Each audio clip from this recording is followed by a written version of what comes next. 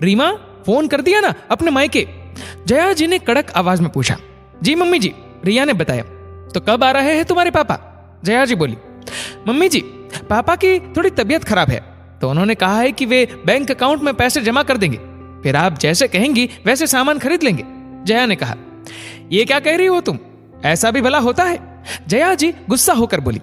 बेटी की शादी के पहले साल के हर त्योहार पर मायके से सामान आता है, रीति रिवाज के हिसाब से सब काम होंगे। तुम्हारे माता पिता को इतना भी नहीं मालूम? व्रत के लिए पीतल का बड़ा लोटा और उसमें भरकर मिठाई, बाकी सब पूजा के सामान के साथ तुम्हारे घर से ही आएगा। जया जी ने फरमान सुनाया। मम्मी जी, पापा को मौसमी बुखार आ गया है, इसलिए उन्होंने आपसे पूछने को कहा था। रीमा बेचारगी से बोली। देखो, ये छोटे मोटे बुखार के चलते हम अपनी परंपरा नहीं छोड़ सकते।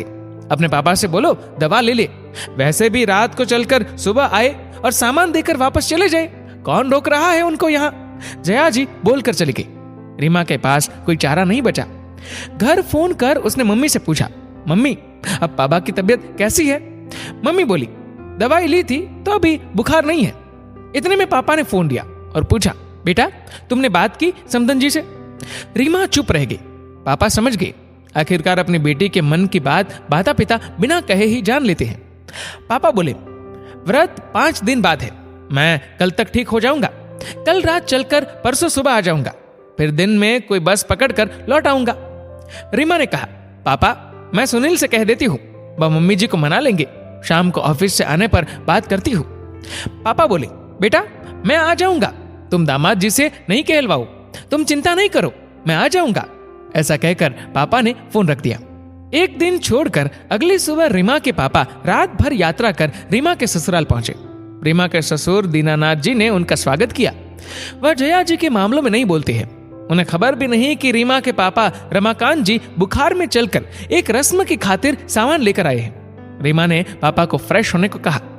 उसने पापा से पूछा कि अब उनकी तबीयत कैसी है। पापा ने कहा कि वह ठीक है। चाय देते समय रीमा का हाथ पापा के हाथ से छू गया। उसे गर्म लगा।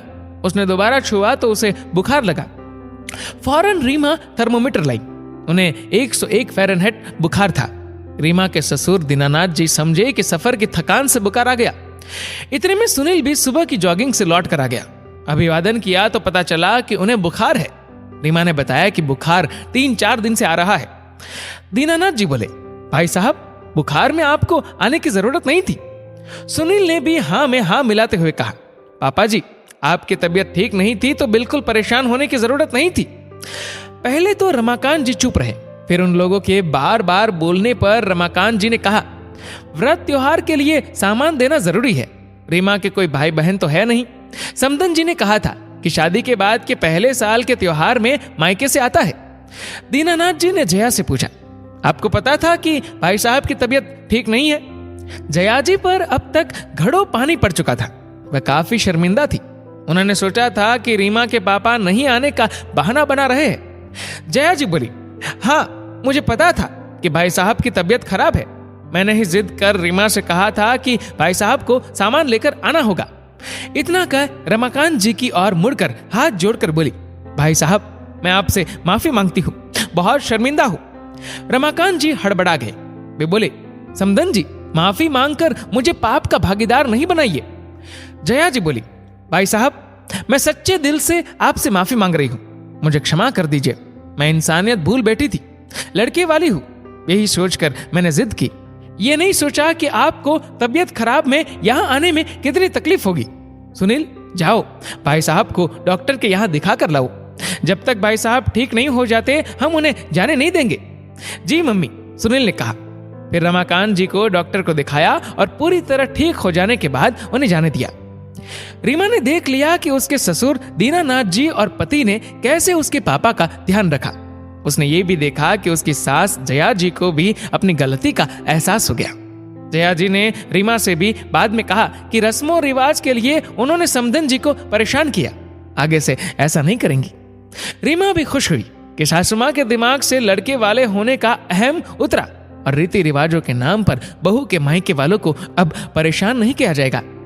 दोस्तों, ये अक्सर देखा गया है कि परंपराओं के नाम पर शादी के पहले साल के त्योहारों पर लड़की के ससुराल वाले दबाव बना देते हैं। कि हर त्योहार पर बहू के मायके से सामान आए।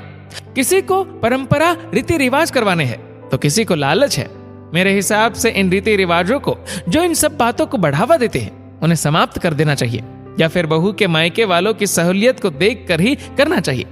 दोस्तों, आपके इस वीडियो के बारे में क्या राय है नीचे कमेंट करके जरूर बताएगा। और अगर आपको वीडियो अच्छा लगा हो तो इस वीडियो को लाइक करेगा, शेयर करेगा ज्यादा से ज्यादा लोगों तक। और ऐसे ही और भी इंस्पिरेशनल वीडियोस के लिए सब्सक्राइब करें हमारे यूट्यूब चैनल को और फेसबुक पर फॉलो करें हमारे पेज को। धन्यवाद।